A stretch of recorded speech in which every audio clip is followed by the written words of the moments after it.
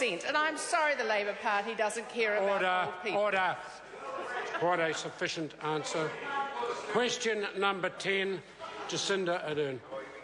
Thank you, Mr Speaker. My question is to the Minister of Social Development and asks, does she stand by her statement that the government does not measure child poverty as 29 other OECD nations do because, quote, while the Labor Party are worried about what those measures are, we are getting on and actually doing something about it, end quote. Mr Speaker. Honourable Paula Bennett. Aye. Supplementary. Supplementary question, Jacinda Ardern. Supplementary to the Minister. Does the government have a plan to reduce child poverty in New Zealand? Mr Speaker. Honourable Paula Bennett. Yes, we do, and it's a long one. So we've insulated over 204,000 homes already. We've seen immunisation rates increase over the past 5 years from 67% to 92%. WellChild has got an extra $21.3 million for 18,000 mothers needing additional support. $24 million on rheumatic fever over 5 years. $1.4 billion has been going into early childhood education. An additional $48 million in early childhood education equity funding, which supports priority learners and communities, and we're already seeing results for Māori and Pacific children. Top of this, we also spend $180 million a year for childcare subsidies, guaranteed child assistance payments and early learning payments, $60 million for positive behaviour programs, including Incredible Years, $140 million to whānau ora, which is working with all of those. I think that the length of the answer is quite satisfactory. Supplementary question. Order. Order.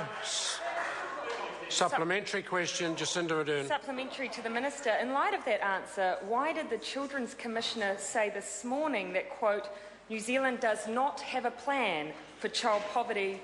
I believe we should, end quote. Well, Honourable Paula Bennett. Mr Speaker, look, in all respect to the Children's Commissioner, him and his expert advisory group have put forward a paper to government with over 78 recommendations, and government is working through that. I think he sees that as the plan. We certainly see the economic development, and I'd love to read out the other half, because I only got halfway through my list, but I won't actually test the patience of the Speaker there. Supplementary question, Jacinda Ardern. In light of her claim that the government has a plan to reduce child poverty, how much has she reduced child poverty by?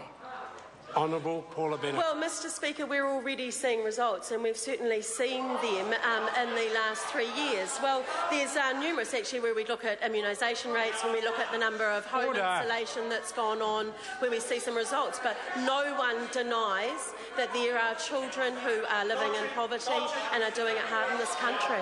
Point of order. Point of order, Jacinda Ardern. Point of order, Mr Speaker. I asked a very straight question. How much has the government reduced poverty by? I didn't get an answer from that Minister. She mentioned immunisation rates. I clearly asked about the poverty rate in New Zealand.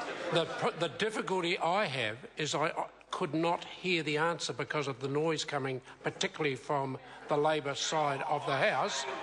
If we could have the question put again, I will listen very carefully to the answer. I literally couldn't hear it, and I'm as close to the Minister as anybody in this House, which clearly demonstrates the level of interjection and background noise today is at an unacceptable level. I ask the member to put her question again. Certainly, I'll repeat the question, Mr Speaker. Order.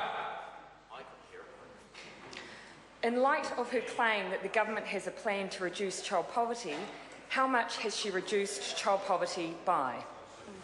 Honourable Paula Bennett. Mr Speaker, I believe that we are making progress in a number of areas, and that would depend on which measure one used.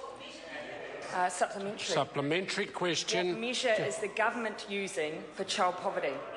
Mr Speaker, what this government is doing is working along a number of complex issues that we think will fundamentally make a difference. Order. The Labor Party may be caught up in measures, we are caught up in results. Mr Speaker, if I could ask for your assistance. In one question, the Minister said it depends which measure. I asked which measure then, and then she said there's a whole range and wouldn't give me an answer. The problem I've got is because of the noise from your own colleagues, I couldn't even hear the answer. The only way forward is for the member to ask the question again, but on this occasion, I want to have the chance to hear the answer. And if I don't hear that satisfactorily, that will be the end of the matter if the interjections from this side of the House don't allow me to hear the answer. Sure. So It's not a point of order.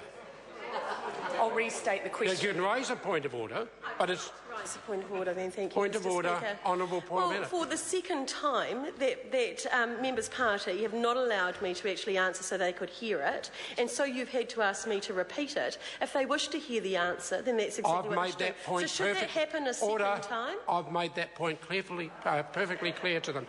Supplementary question, Jacinda Ardern. Supplementary to the Minister, what measure is her government using for child poverty? Well, Mr. Speaker, Honourable Paula Bennett. there is not a government measure for poverty. Gosh! Supplementary question. Mr. Speaker, I just ask for your assistance, because if the Minister has said earlier in an answer it depends what measure you're using, and then says we don't have... You're now I don't believe she's giving me truthful We're now at the responses. stage when you're now litigating the quality of the answer through the point of order. The Minister answered your question quite adequately, and I would have thought to the satisfaction of the member. Supplementary question, Pasata Sam Lotu-Iiga. Thank you, Mr. Speaker. My supplementary question is to the Honourable Minister. What evidence has the Minister seen on teen pregnancy rates? Honourable Paula Bennett. Mr. Speaker, and this coming after looking at the UNICEF report that was taken from data on 09 and 10, we have seen teen parent birth numbers fall for the last 3 years despite rising previously. And the birth rate for teens is at its lowest since 1962. That's since records began. While it is early days, it is likely that this drop has been due to better use of more effective forms of contraception, an increasing number of mums in particular, or teen girls, in education, exactly the areas this government has made a significant investment in.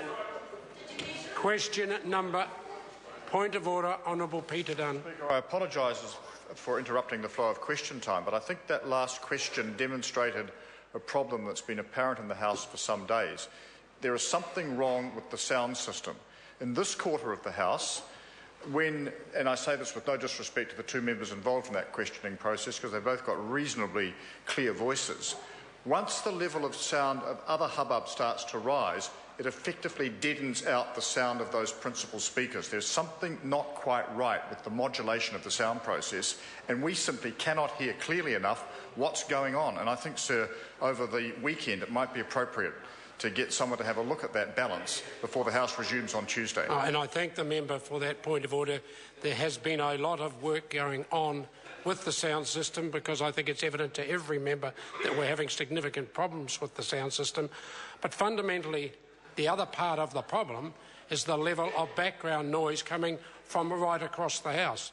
If members want to have the opportunity to question ministers and to get answers that I can hear so I can make rulings on the quality of those answers, I need to be able to hear both the question and the answer. Question number 11, Brendan Horan.